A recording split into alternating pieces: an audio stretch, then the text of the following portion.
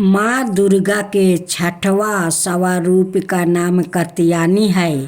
इनका कात्यायनी नाम पड़ने की गाथा इस प्रकार है। कथ्य नाम का एक प्रसिद्ध महिषी थे। उनके पुत्र ऋषि कताये हुए। उन्हीं कताये के गोत्र में विश्व प्रसिद्ध महिषी कात्यायन उत्पन्न हुए थे।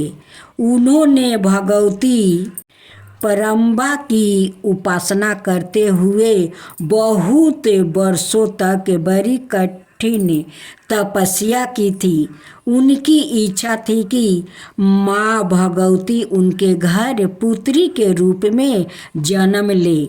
माँ भगवती ने उनकी यह प्रार्थना स्वीकार कर लिया।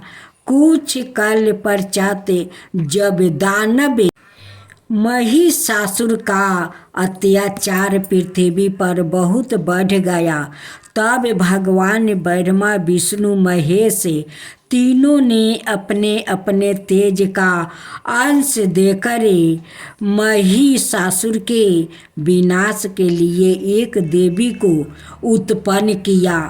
महिषी कात्यायन ने सर्वप्रथम इनकी पूजा की। इसी कारण से यह कात्यायनी कहलाई। ऐसी भी गाथा मिलती है कि यह महर्षि कात्यायन के वहाँ पुत्री रूप में उत्पन्न भी हुई थी। आश्विन कृष्णा चतुर्दशी को जन्म लेकर शुक्ला सप्तमी अष्टमी और नवमी तक 3 दिन इन्होंने कात्यायन महर्षि की पूजा ग्रहण कर दशमी को महिषासुर का वध किया था। माँ कात्यायनी अमोघ फलदायिनी है। भगवान कृष्णा को पति रूप में पाने के लिए ब्रज की गोपियों ने इन्हीं की पूजा कलनिधि यमुना के तट पर की थी। यह ब्रज मंडल की अधिष्ठात्री देवी के रूप में प्रतिष्ठित है। इनका स्वरूप अत्यंत ही भाव और दिव्य है। इनका वर्ण स्वर्ण के समान चमकीला और भस्मर है। इनकी 4 भुजाएं हैं।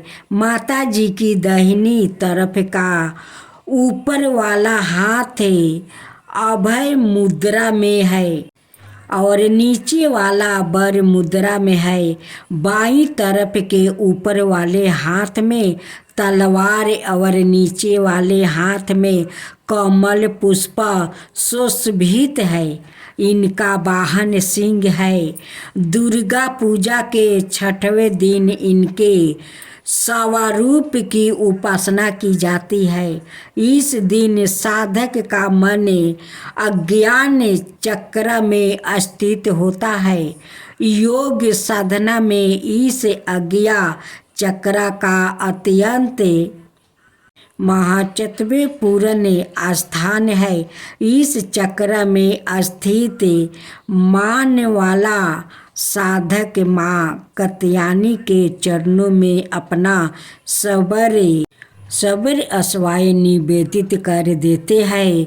परिपूर्ण आत्मादान करने वाले ऐसे भक्त को सहज भाव से माँ कात्यायनी के दर्शन प्राप्ति हो जाते हैं। माँ कात्यायनी की भक्ति और उपासना द्वारा मनुष्य को बड़ी सरलता से अर्थ धर्म काम मोक्ष चारों फलों की प्राप्ति हो जाती है। वो इस लोक में स्थित रहकर भी अलौकिक तेज और प्रभाव से युक्त हो जाते हैं। उसके रोगे सोगे संतापे भय आदि सबर्था विनष्ट हो जाता है। जन्म जन्मांतर के पापों को विनष्ट करने के लिए माँ की उपासना से अधिक सुगम और सरल मार्ग दूसरा नहीं है। इनका उपासक निरंतर इनके साथ हृदय रह कर परम पद का अधिकारी बन जाता है। अतः हमें सबरतो भावना माँ के शरणागत होकर उनकी पूजा उपासना के लिए तत्पर होना चाहिए।